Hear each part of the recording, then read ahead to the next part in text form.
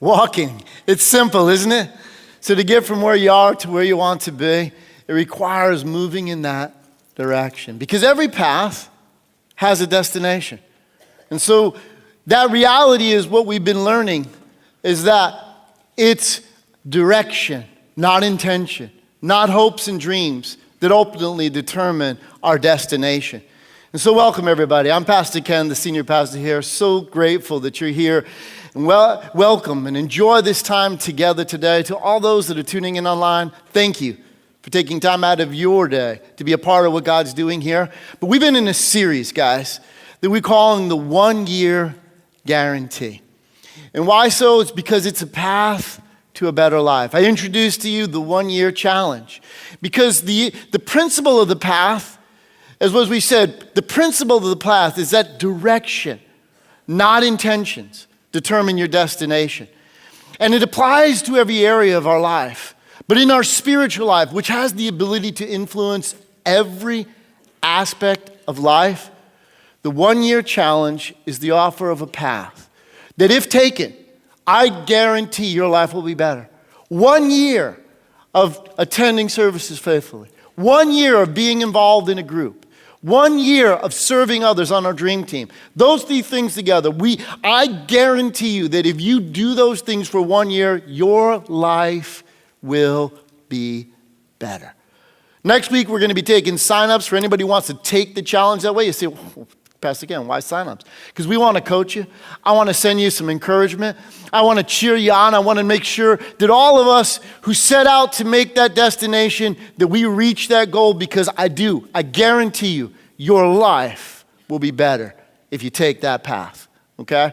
And so today, we're going to follow up on something important in this end, and that's the responsibility to remain focused. Question: has anybody ever set out to do something and you got distracted and you ended up doing something else and you actually forgot what you set out to do to begin with? Am I the only one? Is it anybody that ever happened to anybody? Okay. Why are we so easily distracted?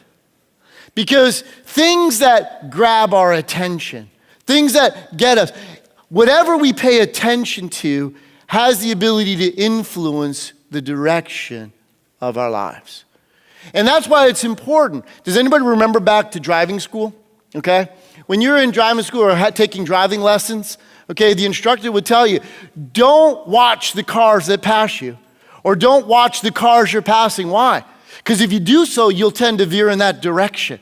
You have to stay focused. You have to say, so it's not enough just to get on a path, but you have to remain focused to continue on the pathway to reach ultimately your destination. Again, we have the ability to get distracted.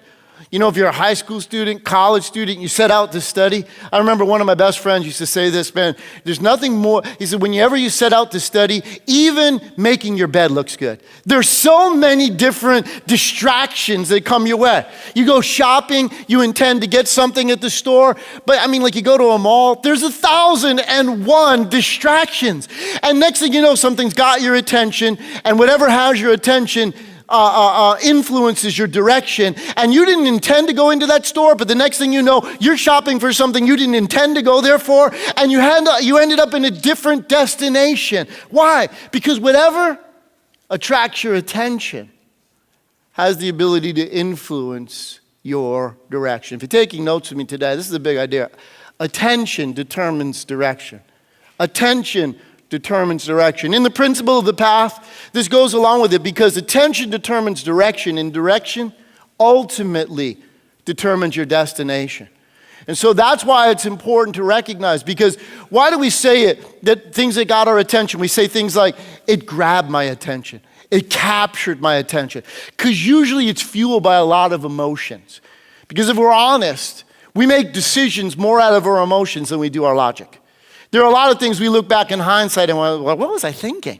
We weren't thinking. We were emoting. Things that we got involved in, where our emotions attracted us. Their fuel often are decisions. And therefore, it's what captures our attention, what grabs our attention, affects or influences the direction of our lives. I mean, what got your attention? You may be driving it. You may be living in it. You may be wearing it. You may be living with somebody that did on that front. I remember November 1994, a woman walked into Living Word Ministries at the time, whose name was Kathy Blecker, and I was thunderstruck. I was like, whoa, who is that? If you've never met my wife, she's captivating. She'll take your breath away. My wife, all of a sudden, man, I was thunderstruck. And so I waited, and she didn't come back the next week or so, but I went up. At that time, there was a guy that used to work at our church, Al Florence. Al was our church life director, and Al knew everybody, okay? I was like, Al, who was that girl? He goes, oh, her name is Kathy Blecker. She's a graduate of Rhema Bible Training Center. Well, that was a school that I had wanted to attend. So now I really had my attention. And I said, I want to meet her. I want to get to know her. I want to know, that always fascinates me, people who have taken time out of their career path to pursue something from a biblical point of view. So finally in January of 95, Al introduced me. And then, man, as many attempts as I would make, I tried to gather a posse together of people, because one of my favorite speakers at that time came to this region, which was unusual, okay? And so coming to Framingham, Mass, Mara Murillo was coming to speak, so I gathered a few people, I invited her to come, and she kept finding these convenient excuses not to be a part. In fact, Pastor Jeff and Karen had attended Rhema at the same time my wife was there, so they were going to get together at her house. And then Pastor Jeff said, hey, a friend of mine's going to come that day.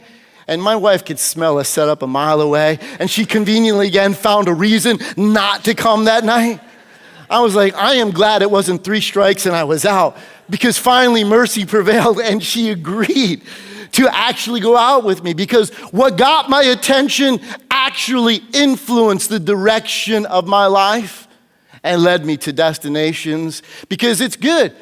There are good and bad, because all of us can remember things that have got our attention, like I said, good or bad.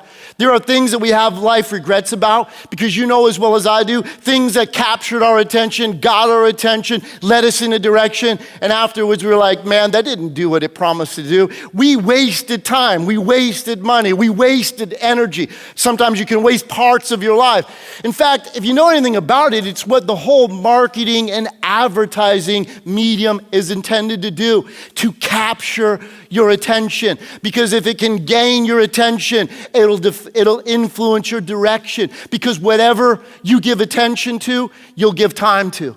You'll give resources to. You'll give energy to. And so it's important because it influences us. Because again, attention determines direction.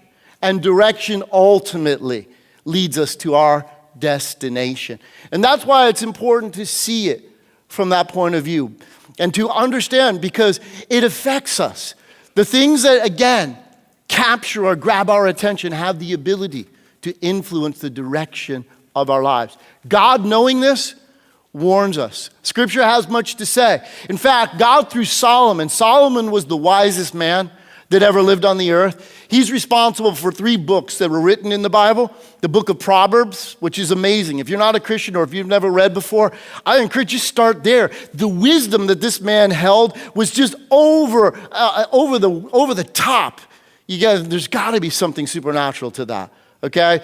He wrote the book of Ecclesiastes. He wrote the book of Song of Solomon or Song of Songs, depending on your Bible. But 3 books. And Solomon has a lot to say about this issue of paths and direction. In fact, here in Proverbs 4, look at what it says. Proverbs 4:25. Solomon wrote this under the inspiration of the Holy Spirit. He said, let your eyes look straight ahead. Why? Because you tend to go wherever you're looking. That's why when you're driving, you can't be looking around. Because guess what will happen? You'll veer in the directions whatever you're looking at. Let your eyes look straight ahead. Fix your gaze directly before you. Because Solomon understood that if your attention is grabbed by something else, it can lead you down detours in life. So he says this in verse 26, give careful thought. Now notice, the paths of your feet. Because the way you look, whatever's got your attention will influence your direction and ultimately your destination. So he's saying, be careful.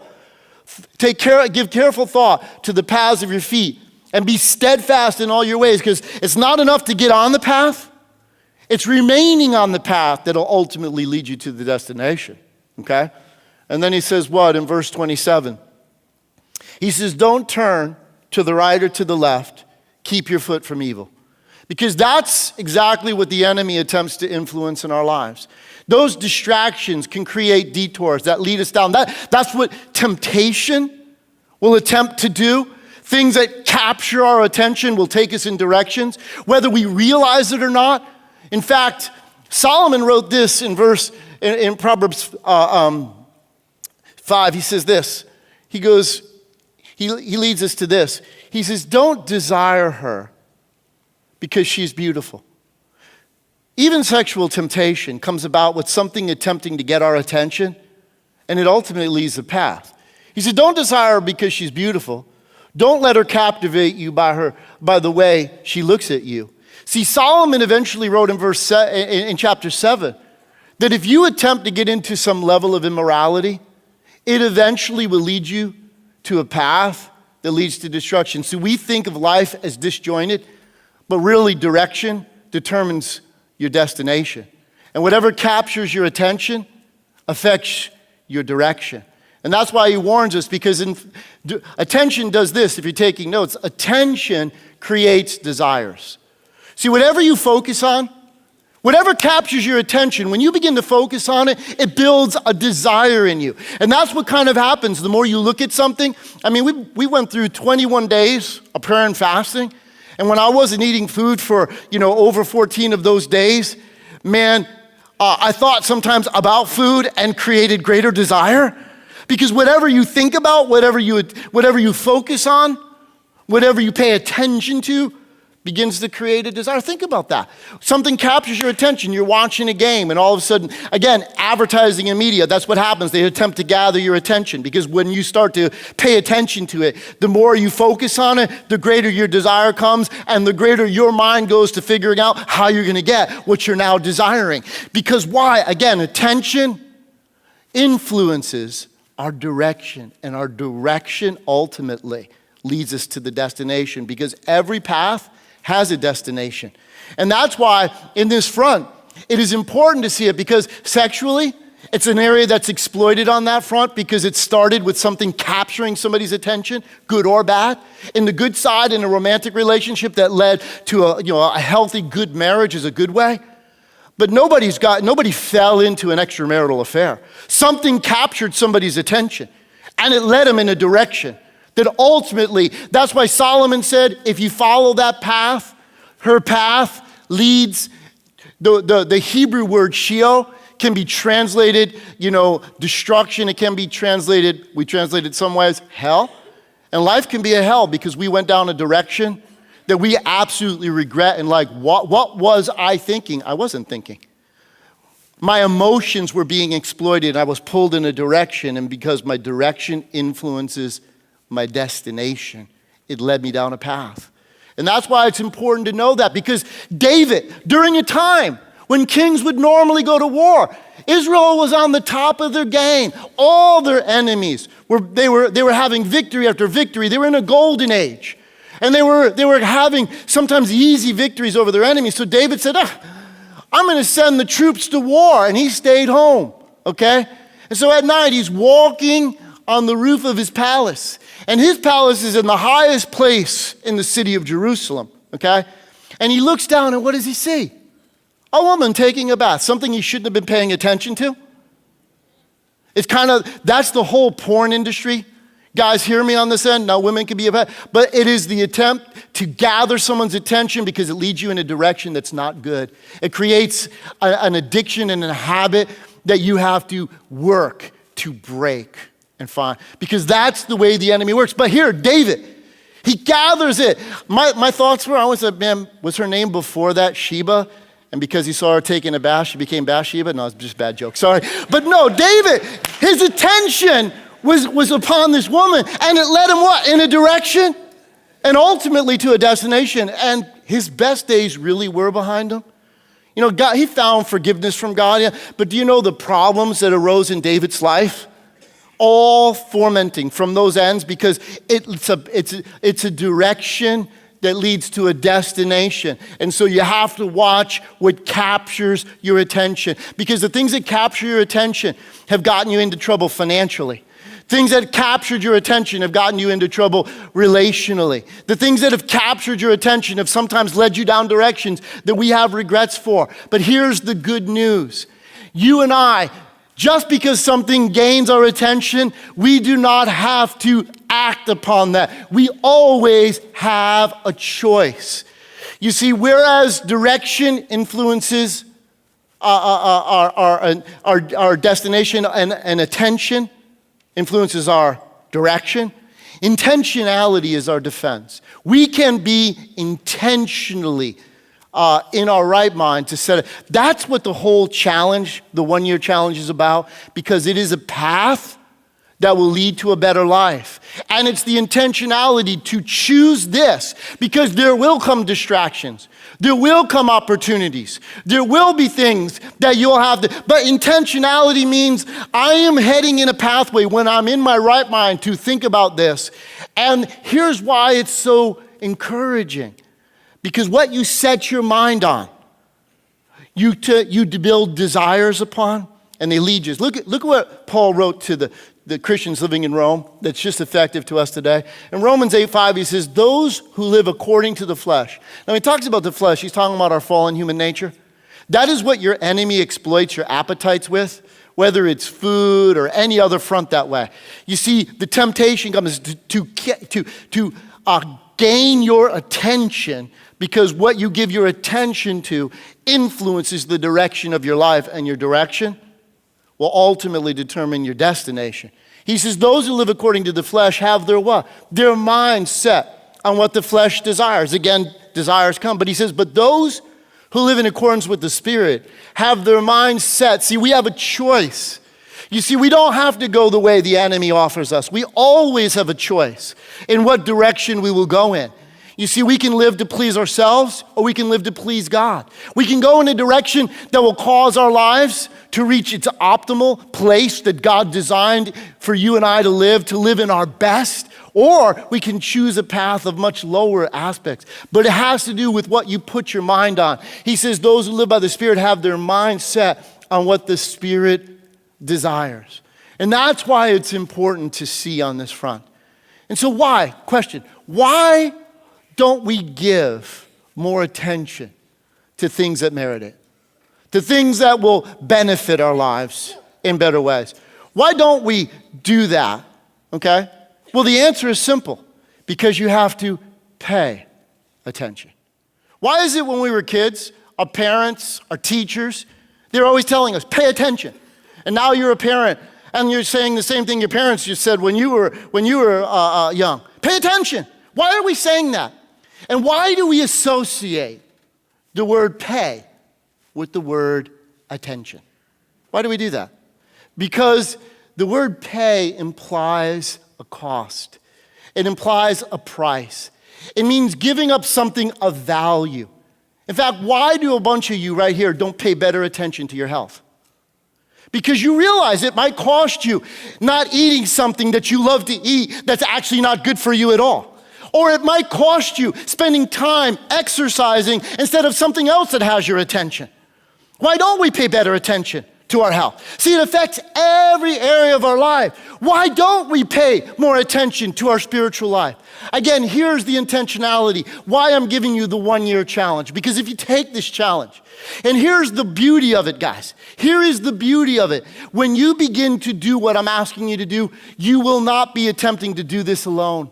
And it's far more easy to be faithful when you do life together with others. When you do it with people. Because see, if you attend services faithfully, I'm not talking about online. I'm talking about live and in person, when you show up and worship God, okay? When you actually talk to people face to face. What an interesting concept instead of social media.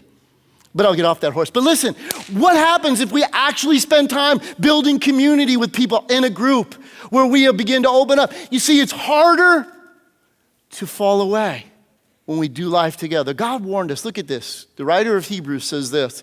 Hebrews 2:1, he says, we must pay the most careful attention, therefore, to what we have heard, so that we do not drift away. See, when you do life with others, you don't show up at group, other people know, and they'll help you because you tend to do things far more faithfully that you do with others than you do by yourself. Tell me, have you ever tried to get into an exercise program? Whenever you exercise by yourself, you let yourself off for any excuse.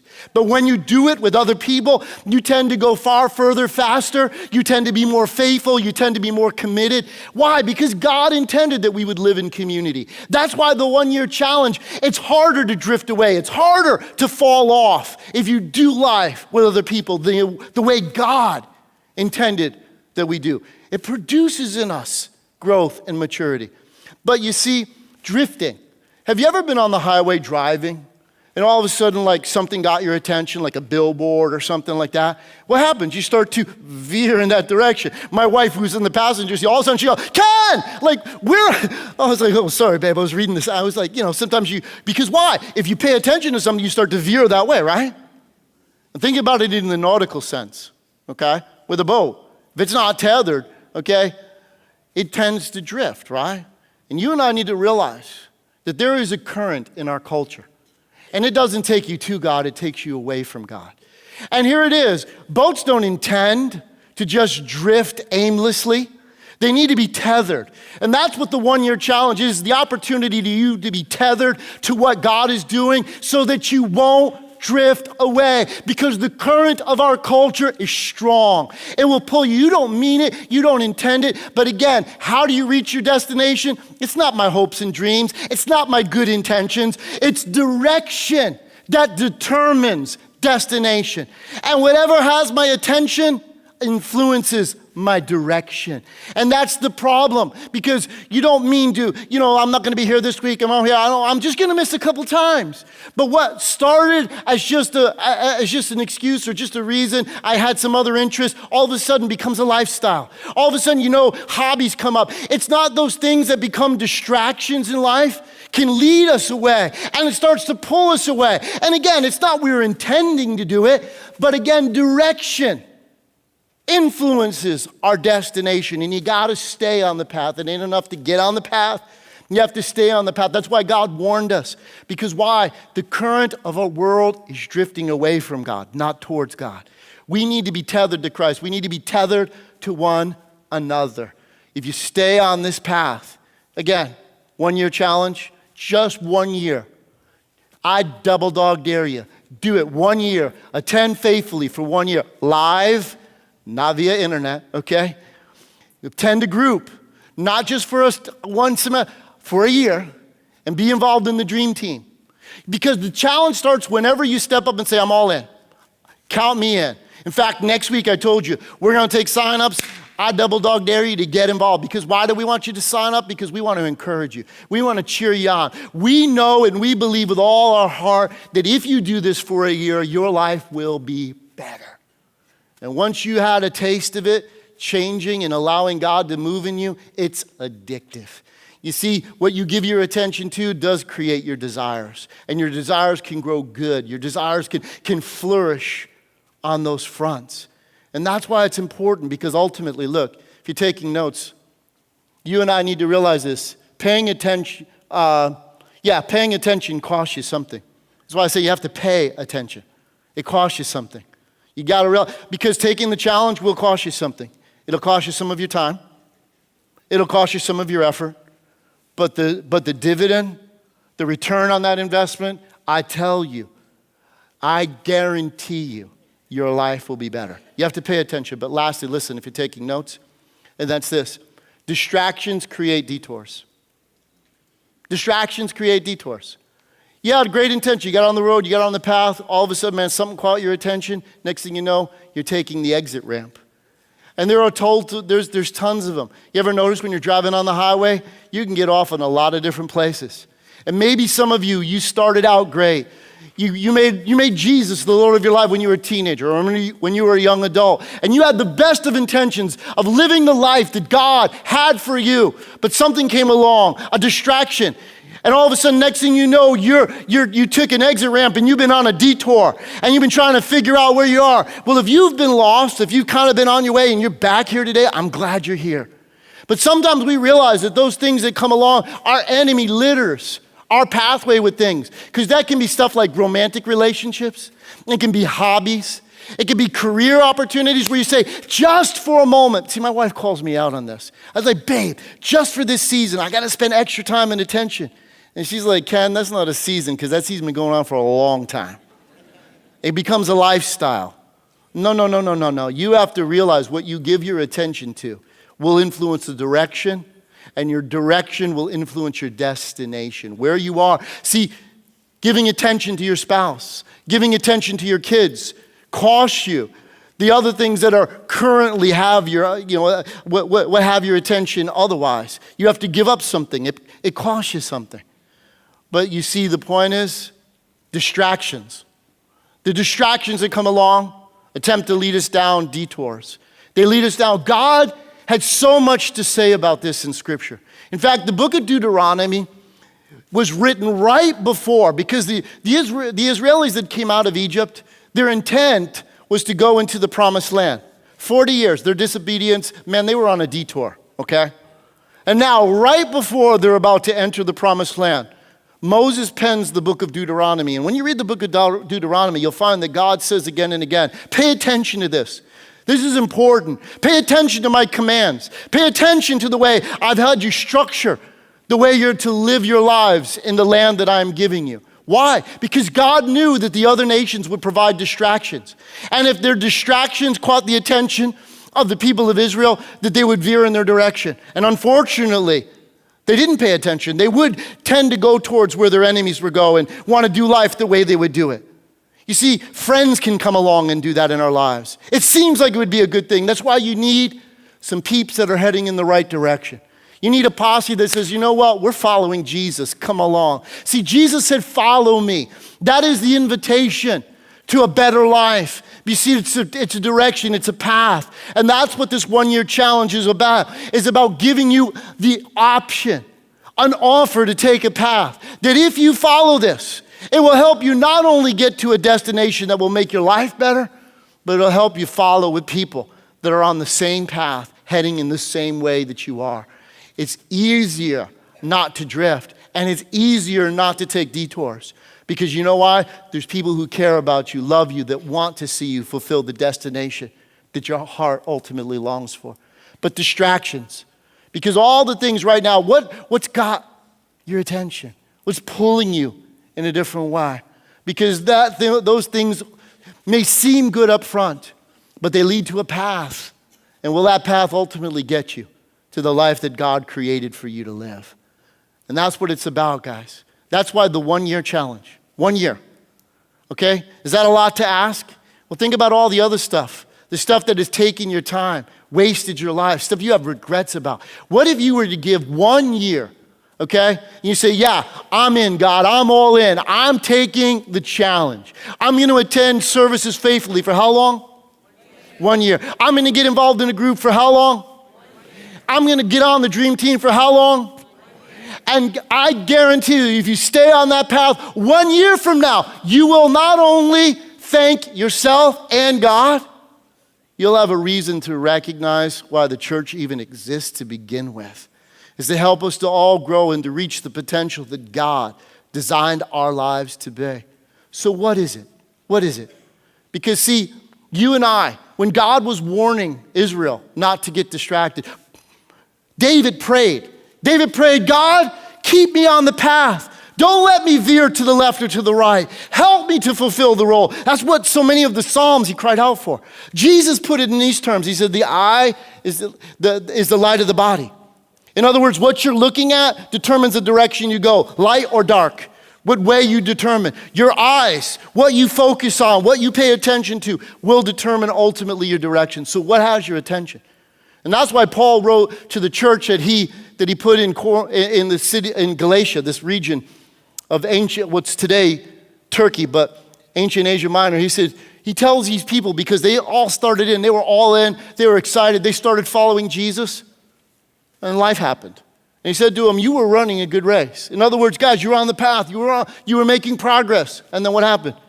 Who cut in on you to keep you from obeying the truth?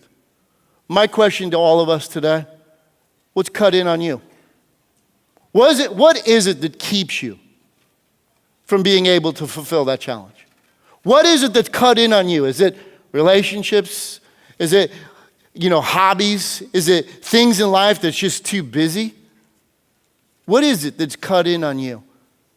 What if you were to make progress in your spiritual life this year in a way that ultimately, because we all have a choice, we can live a life that's pleasing to God, or we can live a life so much below the potential of what God desires and designed for each of us to live. What is it that's keeping you from doing that? What happens if this year you say, you know what, I'm in, Pastor Ken. I'm going to get on the path because I realize I've been looking for a solution and that's a false idea. I just need a new direction. I am where I am today because the direction I've been going in has led me here. I just need a new direction. I just need to follow the way of God. I just need to set my course and follow my path and stay focused. Remain on the path. I can live up to that 1-year challenge. I can do this. Yes, you can. Your life will be better. I guarantee it. I told you before. You can tell me at the end of the year if you're like, Pastor Ken, you are full of, you can put it in the blank. But here's the bottom line. I know from the moment you say, yes, I'm in, and you begin to walk out that challenge, you stay that way, you walk that course for 1 year, I guarantee you'll come back to me and tell me, I am so thankful that I did. Look what God has done in my life. Look what the progress that I've made. Look at what I've come. Look at the successes that God was able to achieve in my life. Look at the growth and maturity that's happened in my life. That wouldn't have happened any other way. It's required. So you already had the master class in walking. You can walk this walk. You can do this thing. Set your direction. Set your course. Get on the path. And let's move on with God. Amen? Let's all bow our heads.